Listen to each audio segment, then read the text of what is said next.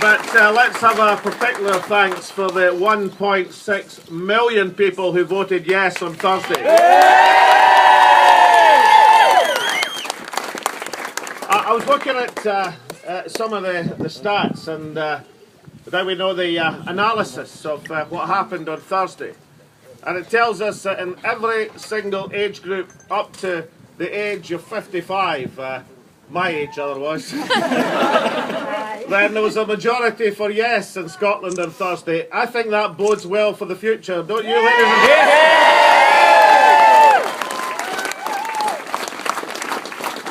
I also had a word with the Chief Executive of the Scottish National Party, Peter Murrell, just before I came out, and he was telling me that we just passed the 10,000th new member who's joined.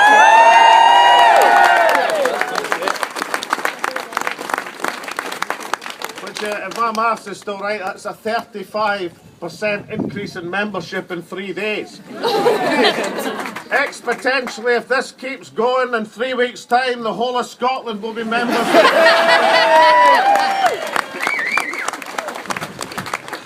I actually think what happened on Thursday was more than what happened in numbers. I think what was really important is what happened in psychology. Because what happened was, over a period of months, and particularly in the last 2 weeks, there was an absolute battering from the Westminster establishment. Every fear-mongering, every scaremongering tactic was tried, and yet still 45% of the population said yes to a better future. I think, ladies and gentlemen, that's a tremendous result from last Thursday in this country of ours.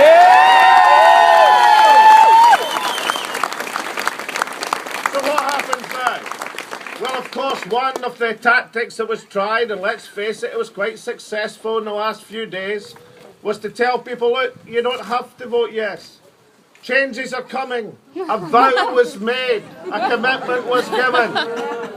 I wasn't surprised, incidentally, that the Westminster gang started to tear up their commitment.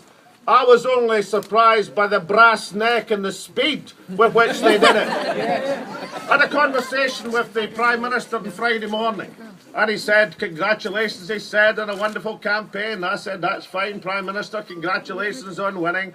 When is the second reading vote going to be that Gordon Brown promised us when he was setting out the agenda? He said, that's irrelevant, he says. It's not necessary to have a second reading vote because it'll fall because Parliament will be having an election next year anyway.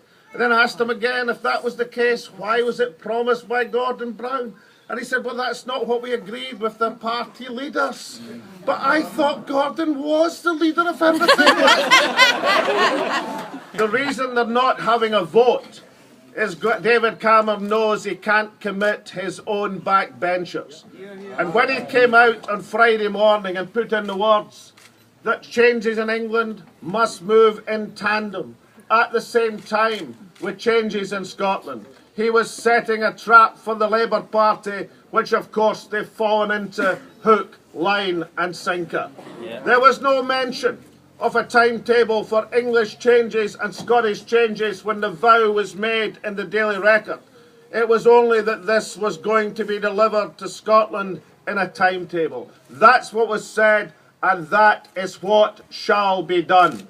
And the guarantors of that, the people who make sure that happens, are not the politicians in Westminster. It's not even Gordon Brown and Alistair Darling. The guarantors of it will be the tens of thousands of Scots who found their voice in political activism over these last months. The guarantors of change are the people of Scotland. They are the guardians of our country.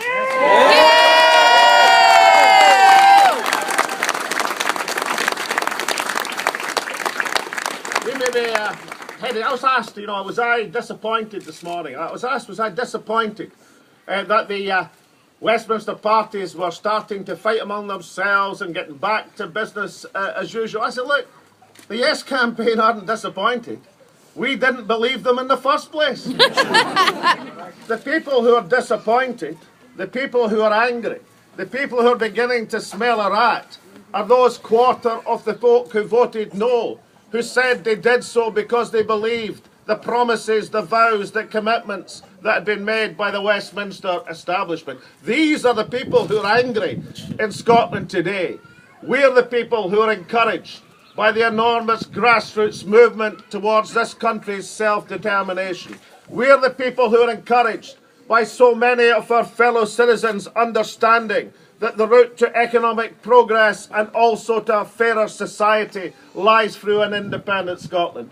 In my life, if you had told me that we would have 1.6 million people voting for Scottish independence, I'd have been pleasantly surprised and pleasantly pleased. We are the people who know that the movement and trend of Scottish society is on our side. And we now have a situation, ironic though it may be, that those of us who lost the referendum last Thursday will end up in the winning side of this argument because Scotland is independent. Now, ladies and gentlemen, I intend to make a slightly bigger report to my constituency association from the hall in New Deer. I think maybe we'll just about get everybody in. I'm not sure you're all going to get a seat, but nonetheless, we'll do our absolute best.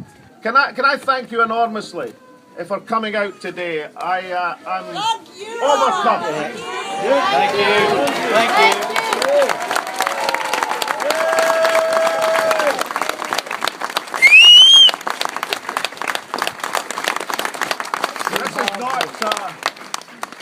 This is not a one-day thing from the folk in the northeast of Scotland. All of my political life, I have depended on the friendship and the solidarity of people in the northeast of Scotland. I would have had nothing in politics if it wasn't for the support of people in this community. And therefore I want to make it clear that while I think it's right and proper, indeed it's inevitable, that we need new leadership in this country because a new generation is going to take us to independence. That is obvious from the demographics, from the age range and the people who voted yes. I believe it's also right and proper that if you have a campaign and you don't win, then you take responsibility for that, because that is right and proper. But I am going to serve the people of the northeast of Scotland as long as you wish me to do so.